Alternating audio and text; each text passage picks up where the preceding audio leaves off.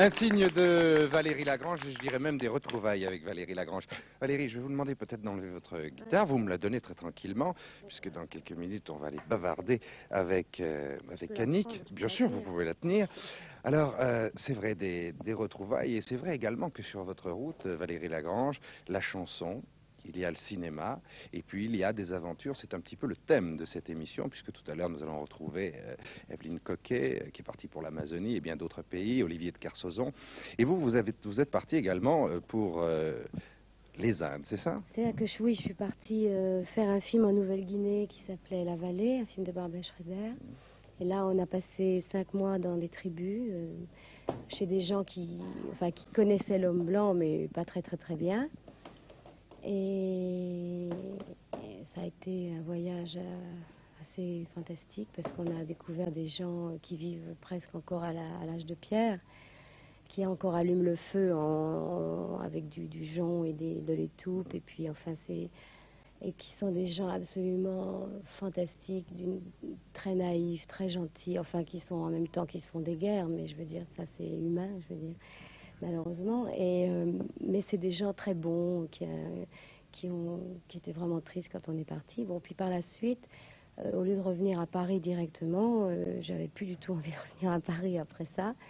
Je suis allée en Inde parce que depuis longtemps j'étais intéressée par le bouddhisme, par une philosophie orientale. Et alors je suis allée en Inde et je suis restée 1 an en Inde.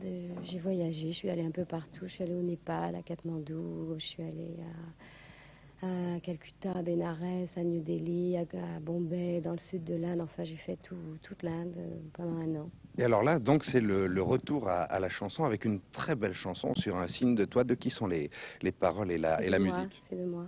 Paroles et musique de Oui. Valérie Lagrange. Oui. Parce que vous avez collaboré pendant une certaine époque, et même très longtemps, avec de grands compositeurs, de grands auteurs. C'est-à-dire que au début, je connaissais Francis Lay et Pierre Barou, qui n'étaient pas du tout connus à cette époque-là, qui habitaient à côté de chez moi, et j'allais souvent chez eux. Et de toute façon, j'étais déjà branchée sur la musique.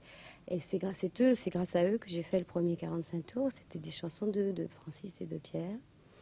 Et puis après, j'ai enchaîné avec une chanson de Gainsbourg qui s'appelait La Guérilla, qui avait bien marché à l'époque.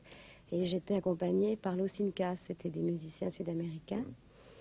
Et puis tout ça allait très bien, sauf que moi j'étais devenue un peu un pion dans les mains du show business. Et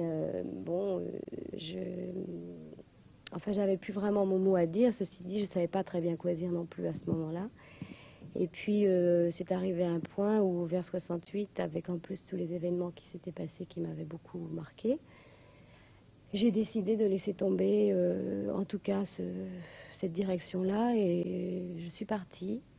Et je suis partie vivre en Italie. Et là, j'ai appris à jouer de la guitare uniquement pour mon plaisir et pour pouvoir chanter des chansons de Bob Dylan comme ça, parce que personne ne pouvait m'accompagner, donc c'était mieux que je m'accompagne moi-même. Mais c'était vraiment dans aucun but de pouvoir faire des disques plus tard, hein, pas du tout. Et là, j'ai passé des années absolument fantastiques où j'étais en dehors un peu de tout et où je vivais vraiment des choses extraordinaires. Alors, vous nous êtes revenu donc avec d'autres chansons qu'on écoutera encore tout à l'heure. Pour l'instant, si vous voulez, Valérie Lagrange, on va retrouver Annick qui va nous parler, comme chaque semaine, de beauté et de santé. Mademoiselle, est-ce que je peux me permettre de vous donner cette guitare, mais précieusement, hein? Vous n'en jouez pas pour l'instant, ça casse, vous dit Valérie Lagrange. Annick, Valérie...